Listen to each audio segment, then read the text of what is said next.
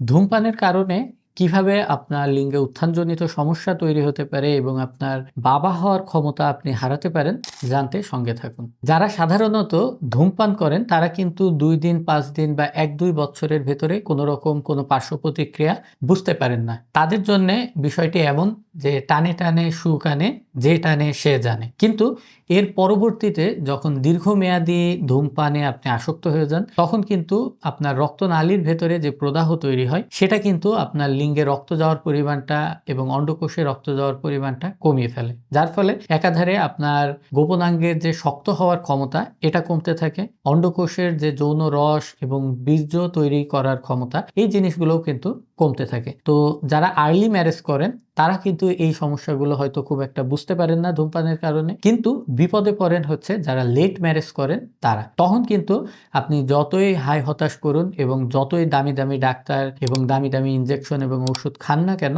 যদি এই ড্যামেজ একবার পার্মানেন্ট হয়ে যায়, সেক্ষেত্রে কিন্তু আর ইউরোপ, আমেরিকা, লন্ডন বা সিঙ্গাপুর ঘুরেও আপনি হয়তো কোনো সমাধান নাও পেতে পারেন। এই কারণে সময় থাকতে সচেতন হন। It's never too late to do the right thing. অর্থাৎ আপনি যদি আজকে থেকে আপনার ধূমপান বন্ধ করেন অথবা কমিয়ে ফেলুন, সেক্ষেত্রে কিন্তু আপনার কালকে যে পরিমাণ ক্ষতি হওয়ার কথা ছিল তার চাইতে কম হবে এবং আপনার শরীর কিন্তু আস্তে, আস্তে চেষ্টা করবে এটাকে তার পূর্ববর্তী অবস্থানে ফিরিয়ে নিয়ে যাওয়ার। এ কারণে যদি একদিনে হঠাৎ করে আপনি ধূমপান ছাড়তে না পারেন, তাহলে আস্তে, আস্তে এটাকে অর্ধেক করুন। ১০ টা থেকে ৫ টা, ৫ টা থেকে ২.৫ টা, এরপরে ১ টা, এভাবে কমানোর চেষ্টা করুন, যেটা কিন্তু প্র্যাকটিক্যাল। হঠাৎ করে আপনি ছাড়তে গেলে আপনার এই অ্যাডিকশন বা নেশার কারণে আপনি ঘুরে, ঘুরে একই ভুল বারবার করতে থাকবেন। তো আশা করছি আজকের ভিডিও থেকে জানতে পেরেছেন যে ধূমপানের কারণে যেমন হার্ট, লাং, ফুসফুস, ব্রেন এগুলোর ক্ষতি হয়, ঠিক একইভাবে কিন্তু আপনার পার্সোনাল লাইফটাও ক্ষতিগ্রস্ত হচ্ছে।